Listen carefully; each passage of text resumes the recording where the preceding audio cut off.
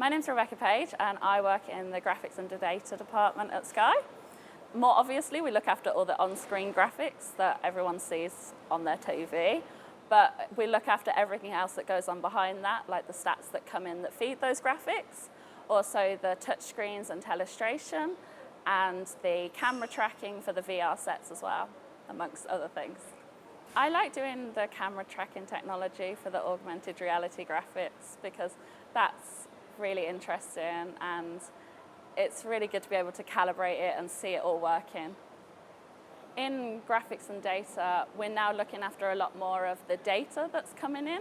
So like the connection back to Sky, and as we're going on remote productions, we're looking after the stuff that enables that, which has meant that the job has got more IT based. So we're starting to learn a lot more about networking that we wouldn't have necessarily known before. So that's really interesting and something that I didn't think I'd ever really know as much as I do now.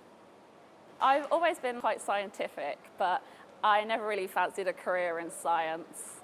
And I was really interested in television, and I decided that I wanted to work in TV, but I wasn't quite sure where I was going with that.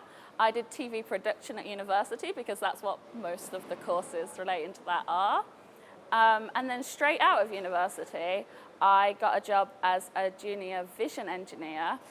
And it was then that it was like, this is a job, broadcast engineering. And it was like a light bulb moment for me because I could be sciencey and analytical and I can still work in TV, and it was just the best of both.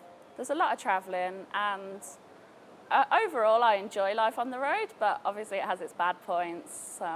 Long hours at work, long hours driving or on the train. But I get to go to loads of places that I wouldn't necessarily have been. And I get to work with loads of new people because it's never the same team twice. I'd say that if you're already working in television and you think you like the sound of engineering, then you should give it a go. Don't be put off by how difficult it looks on paper. Everything's a bag of tricks until someone teaches you. Come in, join us, and you'll learn on the job, you'll learn in training, and it can be a lot of fun. Before I came into my team, there weren't any other women. When people are expecting graphics and data on site, they're already thinking it's going to be a man before they come up. So sometimes I arrive and they're a bit like, oh, okay. But you know, once we get going and I start doing the job, they realise I can do the job just as good as anyone else, and then it doesn't matter so much. You go into some OBs and I'm the only woman. Occasionally it's a bit of a boys' club.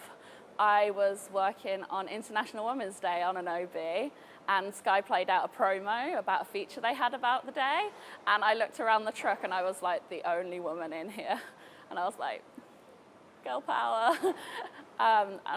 And then it kind of like it sunk in a bit more. I was like, this needs to change. But then on the netball, there's a better balance of men and women, and I think that the production benefits from that, and I'm sure most people would agree that a more varied workplace makes for a more productive environment.